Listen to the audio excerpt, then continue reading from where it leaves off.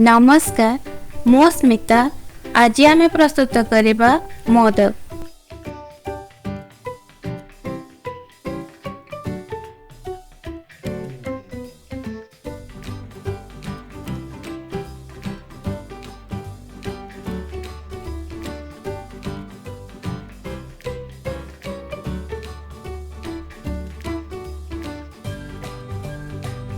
मोदक पाई प्रथमे आमे गोटे पैन रे 2 टेबल स्पून घी को नेबा।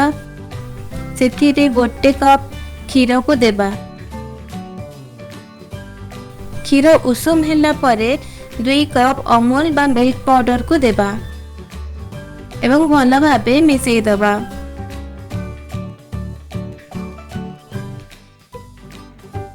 लो रु मीडियम फ्लेम रे 3 रु 4 मिनट पर्यंत मिसाइबा।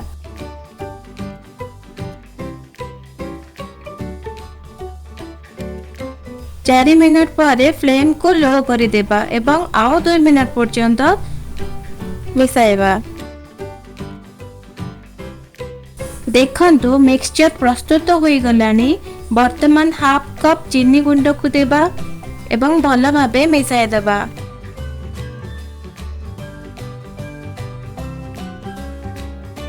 लो रु मीडियम फ्लेम रे कुक करबा। गोटे टीस्पून अलैची पाउडर को देबा एवं पुणी 3 रु 4 मिनट बा मिश्रण ठीक हेबा जाए कुक करबा। वर्तमान गोटे पिन सैफ्रॉन कलर को देबा। आपण चाहेले कलर को स्किप भी करि परिबे एवं भल भाबरे मिसाइ देबा। देखंतु हमर मोदक मिक्सचर ठीक हे गलानी। पैन रु छाड़ीबा स्टार्ट हेलानी।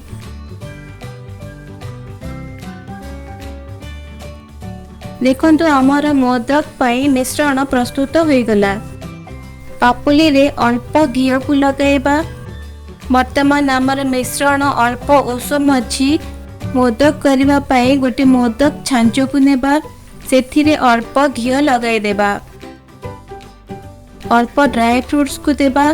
सेथिरे प्रस्तुत मिश्रण को देबा एवं छांच को बंद कर देबा।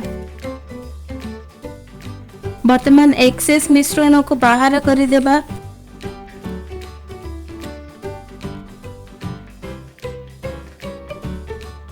देखंतु गोटे मोदक प्रस्तुत हो गला।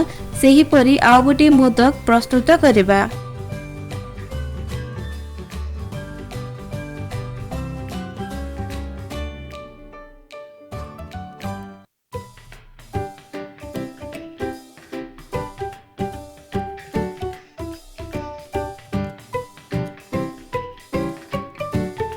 वर्तमान सब मोदक प्रस्तुत हो गला। आपन को जदि एही रेसिपी भल लगी थाए तेबे वीडियो टी को लाइक शेयर करी मो चैनल को सब्सक्राइब कर देबे।